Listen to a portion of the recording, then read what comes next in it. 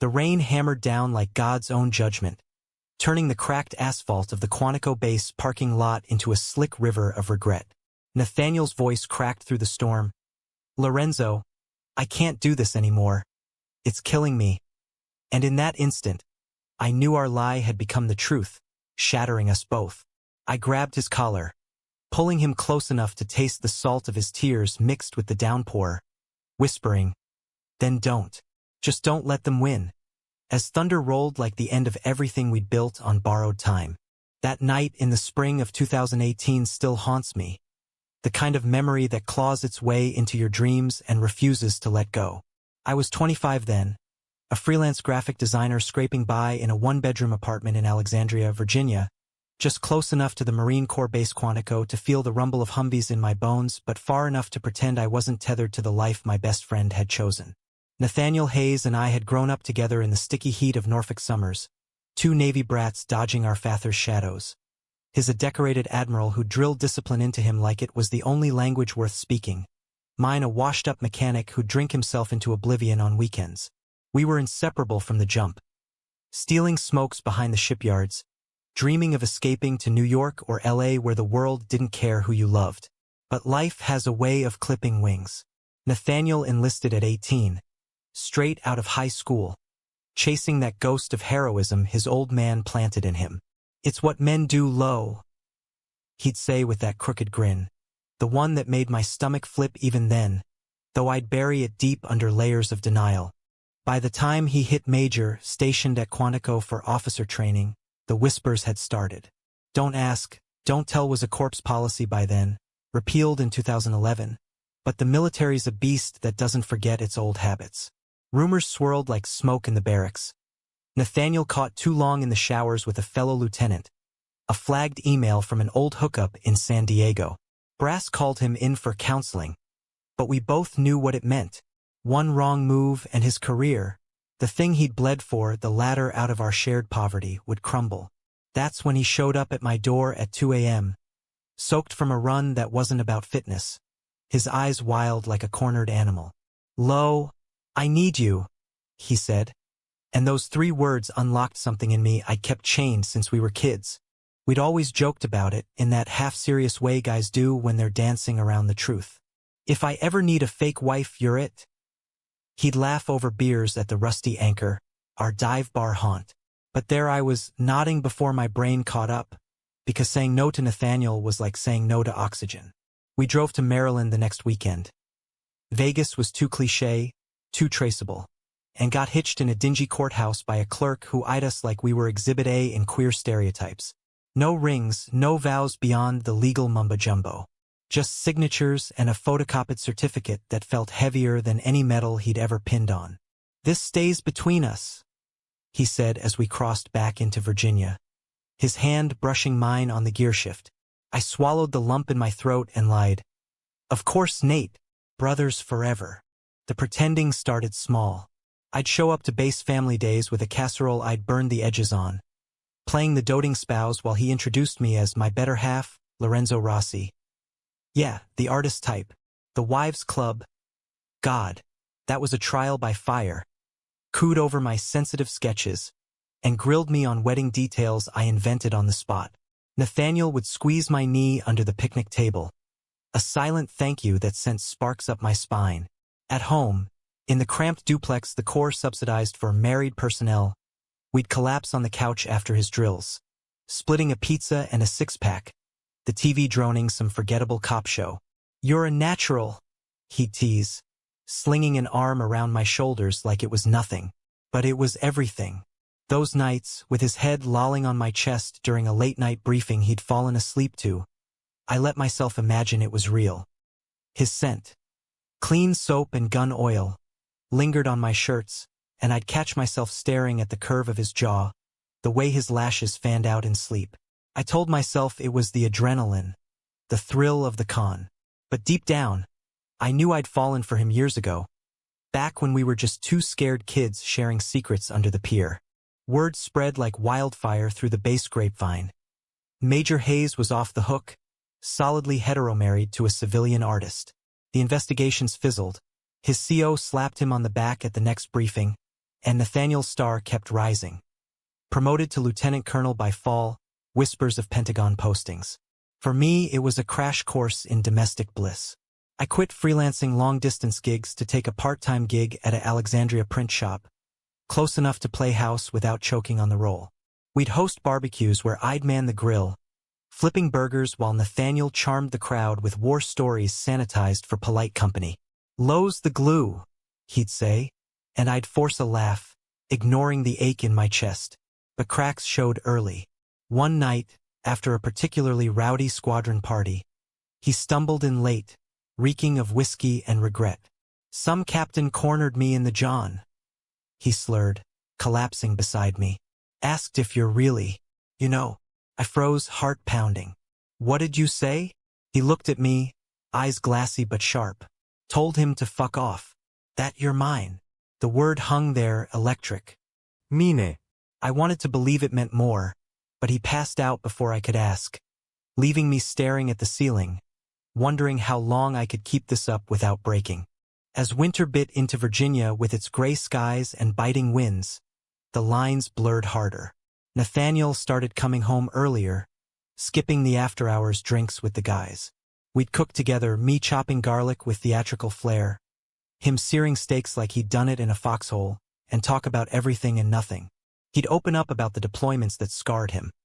The dust-choked nights in Helmand Province, the buddy he'd lost to an IED, the guilt that gnawed at him like rust. "I thought the uniform would fix me," he'd confess, voice low as we washed dishes side by side. "Make me the man Dad wanted."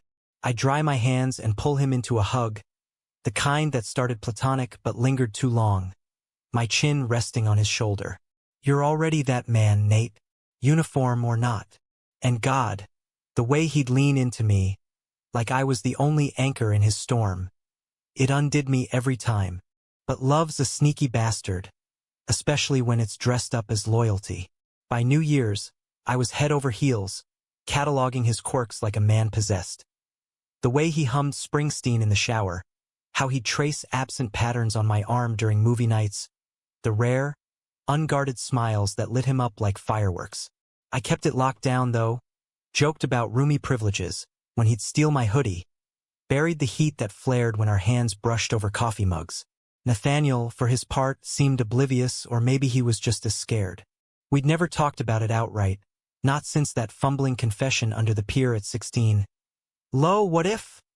Followed by awkward silences and detours into safer topics. The marriage was our shield, not a bridge. Then came the betrayal, sharp as a bayonet twist. Started with a letter, innocent at first, slipped under the door like junk mail.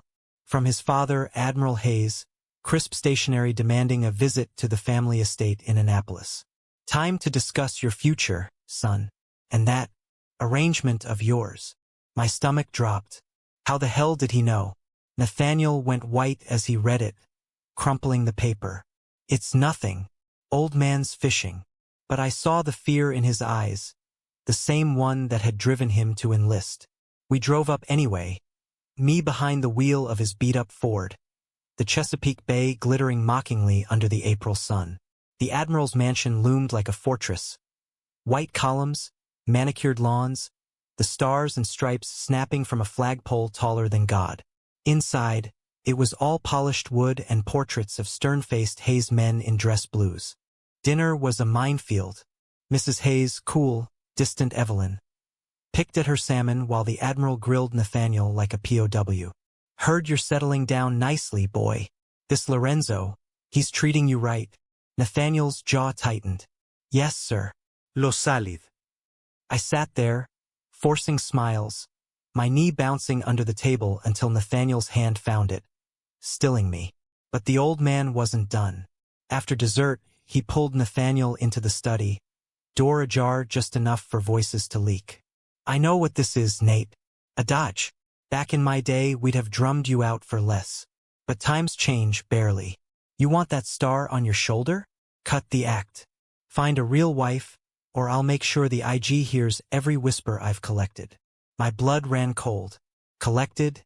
The Admiral had been playing spy, feeding intel to brass, turning our sham into a noose. Nathaniel emerged ghost pale, excusing us early with a migraine lie. The drive back was silent agony, rain starting to spit against the windshield like accusations. He began, but I cut him off, voice shaking. How long has he known? He stared at the road, knuckles white on the dash. Since the wedding. He hired someone. PI bullshit. Betrayal hit like a gut punch. Not just from the Admiral but from Nathaniel for not telling me, for letting me walk blind into the trap. You used me? I whispered, the words tasting like ash. Knew it was rotting us from the start and said nothing. He turned then, eyes fierce through the tears. I was protecting you. If I told you, you'd have bailed, and I'd be done. This career, it's all I have left of him, of who I'm supposed to be. We screamed then, words flying like shrapnel. Me calling him a coward for hiding behind the lie, him accusing me of never understanding the weight of duty. By the time we hit Alexandria, the dam broke. I pulled over on a deserted stretch by the Potomac, the river churning black under storm clouds. I love you, you idiot, I blurted, the confession ripping free like a live wire. Not as a fake husband, as me, and you let your ghost of a father turn it into poison. He stared, rain blurring the windows, then lunged across the console, crashing his mouth against mine. It was desperate, all teeth and salt and years of pent-up ache. His hands fisting my shirt like I'd vanish if he let go. For a heartbeat, the world narrowed to that, us finally honest, the lie burned away in the heat of it. But reality's a cruel referee. He pulled back, forehead to mine, whispering, I love you too low. God, Ido. But if I don't end this, choose you over everything, he'll bury me. And us. We drove home in fractured quiet, the kiss a promise and a wound, knowing the clock was ticking. The weeks after that kiss were a tightrope walk over hellfire. Nathaniel threw himself into work. Endless PT sessions, late-night sims, volunteering for every bullshit detail the CO could throw at him. It was his way of coping, building walls higher than the ones his father had laid. Me? I painted like a man possessed, canvases piling up in the spare room. Stormy seascapes that mirrored the Potomac's rage, portraits of Nathaniel Midlaff that captured the light in his eyes I'd kill to see again. But the duplex felt like a cage now, every corner echoing our unspoken standoff. We'd tiptoe around each other. Polite, how was your day over microwave dinners? Avoiding the couch where we'd once sprawled like kings. The Admiral's threat loomed, a shadow puppet master pulling strings from Annapolis. Whispers reached us through base channels. Anonymous tips to the Inspector General, vague concerns about Major Hayes' personal conduct. Nathaniel's CO pulled him aside for a chat, all fatherly concern masking the knife edge of scrutiny. One evening in late May, as dogwood blossoms choked the air with false sweetness, it all boiled over. I'd come home from the print shop to find him pacing the living room, uniform rumpled, a tumbler of bourbon in hand, something he never touched before the old man's meddling. They're auditing my file, he said without preamble, voice raw. Full review. If they dig. He trailed off, slamming the glass down hard enough to chip the coaster. I crossed the room, grabbing his arms to stop the frenzy. Then we fight it. Together. His laugh was bitter, hollow. Fight how low? Divorce you and confirm every rumor? Or keep lying and watch it eat us alive? I pulled him down onto the couch, our knees knocking, and for the first time since the car we talked, really talked, about the fear that had birthed the marriage, the love that had twisted it into something sacred and profane. I enlisted to prove I wasn't broken, he admitted, head in his hands. Dad's voice in my head. Real men don't bend. But you make me want to break every rule. My throat tightened. Then do it. For us. He looked up, hazel eyes stormy, and kissed me again. Slower this time, exploratory, like mapping uncharted territory. We didn't cross lines, didn't let it turn carnal. It was communion, souls brushing against the bars of their cages. But betrayal's a virus, and the Admiral was patient zero. 2 days later, a courier delivered the hammer. An official letter from JAG, summoning Nathaniel for a formal inquiry into allegations of fraudulent enlistment documentation. The marriage certificate, our flimsy shield, had been flagged as suspicious, courtesy of Daddy Dearest's concerns. We read it together at the kitchen table, the fluorescent light buzzing like a hornet's nest. "He sold you out," I said, voice trembling with fury. Nathaniel's face hardened, but I saw the crack. The boy who'd once cried when his goldfish died, now facing execution by bureaucracy. No. He sold us. That night, we drove to Annapolis uninvited, storming the mansion under cover of dusk. The Admiral met us in the foyer, all silver hair and steely gaze, Evelyn hovering like a ghost in pearls. "This ends now," Nathaniel growled, thrusting the letter forward. "You want me gone? Fine. But leave Lo out of it." The old man didn't flinch. "I'm saving you, boy. From yourself. That lifestyle, it'll destroy you faster than any Taliban bullet." I stepped forward then, heat rising. "Lifestyle? It's love, you fossil. Something you've clearly never grasped." Evelyn gasped, but the Admiral's eyes narrowed on me like I was vermin. "And you, profiting off my son's delusion. I know your type. Opportunists preying on weakness." Nathaniel lunged, fist cocked, but I yanked him back, heart hammering. "Don't give him the satisfaction." We stormed out, tires screeching on the gravel drive, the Chesapeake a dark mirror to our rage. Back home, Nathaniel shattered. A bottle against the wall, sobs that racked him like fever chills. I held him through it, rocking on the bedroom floor, murmuring nonsense about brighter days. "We'll get through this," I promised, even as dread coiled in my gut. But promises are paper in a hurricane. The inquiry dragged into June, a Kafkaesque parade of depositions and polygraphs. Nathaniel testified stone-faced, painting our union as genuine, while I backed him up with fabricated anecdotes that tasted like lies on my tongue. The stress carved him hollow, nightmares jolting him awake, sweat-soaked and gasping my name like a prayer. I'd soothe him back to sleep, fingers carding through his cropped hair, wondering how much more we could take before one of us snapped. The climax hit on a sweltering July 4th, base alive with fireworks and false patriotism. Nathaniel had been cleared, barely, thanks to a sympathetic JAG officer who'd seen through the Admiral's vendetta. But victory's a double-edged blade. That night, as explosions lit the sky over the Potomac, he pulled me onto the duplex roof, a blanket spread against the shingles, beers cracked open. "It's over, Lo. We're free." His voice held a tremor, though, and when the grand finale boomed, he turned to me, expression fracturing. "But what now? The lie's dead, but us?" I set my bottle down, heart in my throat. "We're not a lie. Not anymore." I leaned in, sealing it with a kiss that tasted of smoke and summer, his hands framing my face like I was fragile glass. For hours we lay there, tangled in whispers and wonders. What if we made it real? A life beyond the base, him transitioning out honorably, me building a studio in the city. Dreams unfurled like the fireworks, bright and fleeting. But dawn brings clarity, and with it, the gut punch. Nathaniel's phone buzzed at first light. His CO, voice clipped. "Major, wheels up." Afghanistan déploiement. "Voluntary. But you put your name in last week." I sat up, blanket pooling, as he explained in halting tones. He'd volunteered months back, pre-inquiry, a desperate bid to prove his mettle to the old man, to himself. "I forgot to pull it," he lied. But we both knew better.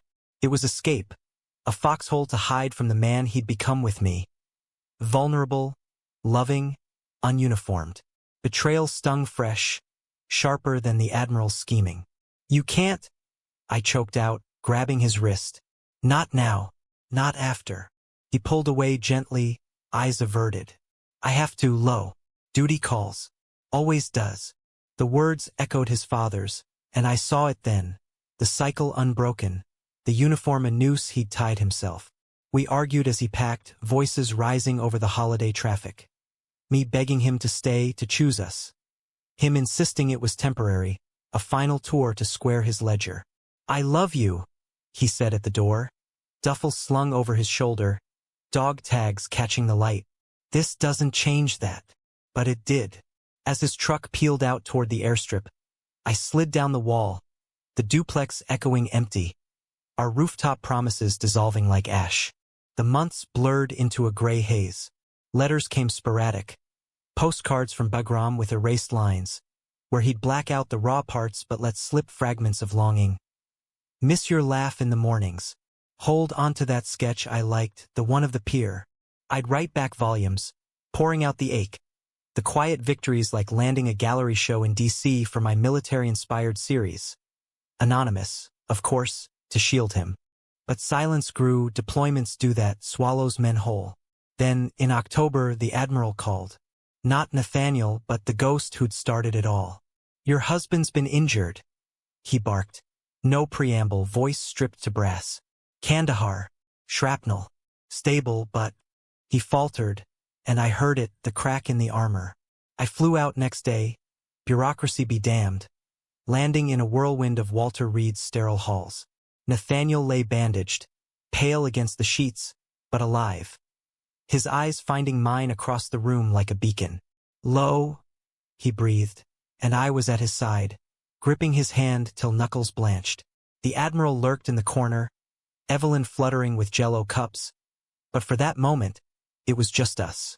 Rehab was a brutal ballet. PT sessions where I'd cheer from the sidelines, pushing him through the pain as he relearned to walk without a limp. We didn't talk about the deployment decision, not at first. It festered like an untreated wound. But one night, as rain lashed the hospital window, he broke. Iran, lo. From you, from what we could be. Thought the desert would burn it out of me. Tears tracked his cheeks, and I wiped them, throat tight. It almost did. Lost you to sand and secrets. He pulled me close, foreheads touching. Not lost. Found, maybe. If you'll have me. Forgiveness isn't linear, but love is stubborn. We talked then, really talked, about dismantling the lies, about him medically retiring with honors, about building something true on the ruins. Discharge came in December. Snow blanketing Bethesda like a fresh start we both craved. Nathaniel walked out of Walter Reed on his own power, cane in one hand, mine in the other. A photo op the Admiral tolerated with grudging nods, Evelyn even mustering a watery smile. Back in Alexandria, the duplex waited like a half-written novel, but we rewrote it together. My canvases stacked in the garage for a joint show, his uniforms folded away in boxes labeled Past Life. No fanfare, no big declarations, just quiet nights where he'd cook pasta al dente, a skill he'd picked up from Italian tours. He'd joke, and I'd read him my latest drafts, stories of queer soldiers finding home off the grid. The Admiral's calls tapered off, replaced by terse emails about adjusting to civilian life. But Nathaniel fired back once, a single line, I'm adjusting just fine, Dad, with the man I love. It was armor shed, a declaration that rippled through our fragile peace. Spring thawed the ice between us, but not without storms. PTSD crept in like fog off the bay. Nights he'd bolt upright, convinced he was back in the suck, hands scrabbling for a rifle that wasn't there. I'd ground him with touches and truths. You're home, Nate, with me. Therapy helped. VA groups where he'd share war stories with vets who'd traded fatigues for flannel, finding kinship in the unspoken. Me, I dove into advocacy, channeling our saga into murals for a DC nonprofit aiding LGBTQ+ vets. Faces like Nathaniel's staring out from brick walls, defiant and alive.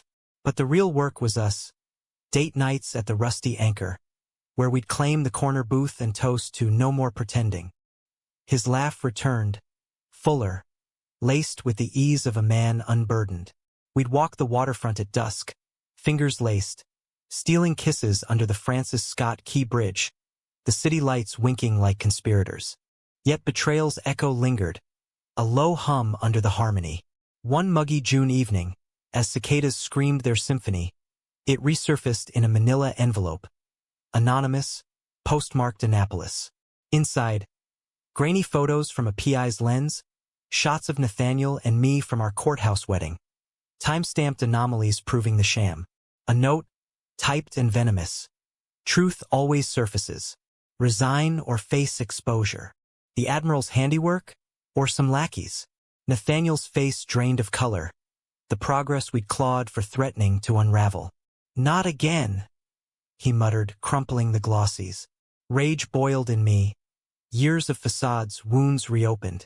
We burn them, and we go public. He stared, then nodded, fire kindling in his eyes. Public. Yeah. No more hiding. The climax unfolded not in thunder, but in calculated calm. We called a presser at the Nonprofits Gallery, veterans advocates, a smattering of reporters from the Post and Walpo, Nathaniel in a crisp button-down that hugged his frame like pride. I stood beside him, heart jackhammering as he cleared his throat. I'm Nathaniel Hayes, retired Marine Lieutenant Colonel, and this is my husband, Lorenzo Rossi. Not by paper, but by choice. Cameras flashed like distant artillery, questions firing. The sham marriage, the Admiral's interference, the deployment dodge. He answered raw and real, voice steady, recounting the don't ask ghosts that lingered post-repeal, the family betrayals that cut deeper than shrapnel. I pretended to protect my career, he said, hand finding mine, but lost my heart to the man who saved me anyway. The room hushed, then erupted in applause, a tide turning in our favor. Social media ignited, fake husband real love trending, vets sharing their stories. The Admiral's name dragged into the light as a cautionary tale of outdated bigotry. Fallout hit hard. The old man called that night, voice a gravelly ruin. You've ruined us, boy. The family's name. Nathaniel cut him off, calm as a still sea. No, Dad. You did that, but I'm done carrying your shame. Click. Evelyn sent flowers the next week. A card reading, proud of you both. Tentative olive branch.